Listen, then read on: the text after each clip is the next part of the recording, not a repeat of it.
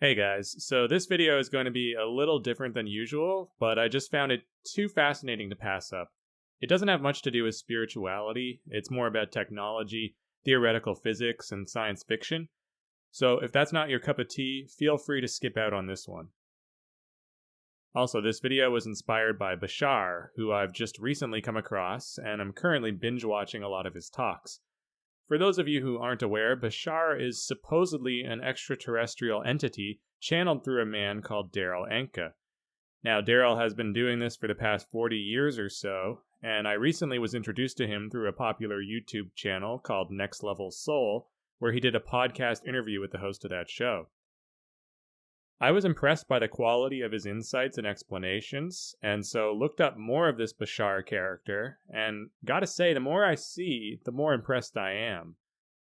But if you are more of a skeptic-minded, left-brain person who doesn't believe in things like channeling, this again may not be for you. Personally, I'm open to that possibility, and given the quality of his answers, tend to believe that he is indeed channeling some higher force, whether that is in fact a physical alien somewhere else in the galaxy, or a non-physical spiritual entity. Who really cares? It's the messages and information itself that are important. That is where the value lies. So with that lengthy introduction out of the way, there were several clips from this Q&A session that really piqued my curiosity, including this one concerning anti-gravity technology. I'll link to the full video in the description below, but here's the clip. My question is the information available for humans to create anti-gravity propulsion for vehicles to leave the planet? And how could I raise my level of being to realize that? All right. Now, you can start experimenting with this. Yes, it's within the realm of your technology to some degree to begin with baby steps. You have to understand one principle, though. The principle is that location, whether up, down, side, back, forth, whatever, the idea of an object being in a location is incorrect. Location exists in the object. In other words, every object has a, shall we say, energy equation. Part of that energy equation is where and when it is in time and space. If you change that locational variable, the object has to stop existing where it is and take up new residence in the new location you have inserted into the equation. So if you have an overall ability to read very sensitively the vibrational locational equation of an object in one position, and then you take that object and raise it up, let's say 6 feet, 10 feet, whatever, and then you take another reading of its locational vibration at that level, and you see the difference. If you can see the difference, if your equipment is sensitive enough to see the difference, that difference represents the difference in location. So if you bring the object back down to the first location, and then you bombard it, imbue it, either electromagnetically, sonically, however, and overwhelm its initial vibration and input the idea of the second location variable vibration, the object will either rise and float up to that location with no visible means of support, or it will teleport instantaneously from here to there. That's the secret of anti-gravity, is you have to find the locational variable within the object. Thank you very much. You're very welcome.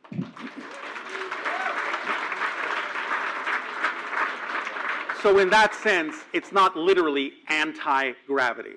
You're just redefining its location in space-time. Right, so, wow. This idea of each object having a location property, like an inherent variable, really intrigued me, since I'd never heard of that before. It makes perfect sense, though, on a big picture intuitive level. But the critical part of me has a lot of questions surrounding that. For starters, how do we even define an object? Is there just one location variable for the whole object, or do we have to break it down further than that? For example, if you wanted to levitate a car, which location are we talking about exactly? The tires, the hood, the center point of the car? These would all have different locations, so how granular do we need to be with that? I ask this because scientists are already doing this at the subatomic level. It's been done many times. The famed physicist Michio Kaku, I hope I'm pronouncing that right, he confirms this in his 2008 book, Physics of the Impossible, where he dedicated an entire chapter to discussing the feasibility of teleportation. Now, obviously, this is a bit dated now, but even back then, he explained that teleportation was already possible in the lab by exploiting certain properties of quantum mechanics, such as quantum entanglement, and even more new-agey ideas like vibrational resonance. He concluded that teleportation exists at the atomic level, and we may eventually teleport complex and even organic molecules within a few decades. But the teleportation of a macroscopic object will have to wait for several decades to centuries beyond that, or longer, if it is indeed even possible. So scientists can effectively teleport subatomic particles like electrons and photons of light. The challenge is that they're nowhere close to being able to do this at a macroscopic level of everyday objects like people and cars. To reiterate, I feel like the main thing Bashar's premise is overlooking or glossing over is this idea of what constitutes an object.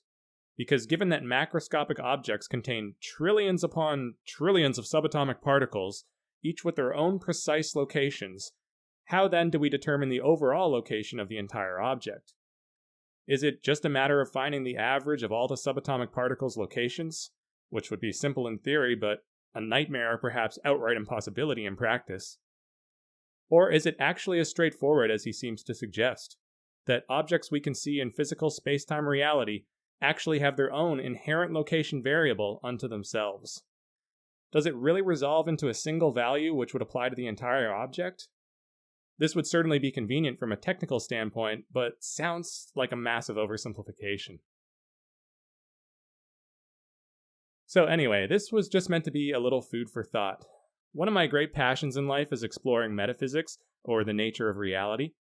Whether this comes from a spiritual perspective or a scientific perspective doesn't really matter to me. In fact, it can be even more exciting when science touches upon these big ideas, since as a society, we're so rooted in that and put so much stock on the scientific method that any progress or paradigm shifts on that level would go a long way towards evolving the public consciousness. I definitely plan to cover more clips like this from Bashar, so stay tuned and thank you for watching. Have a great day.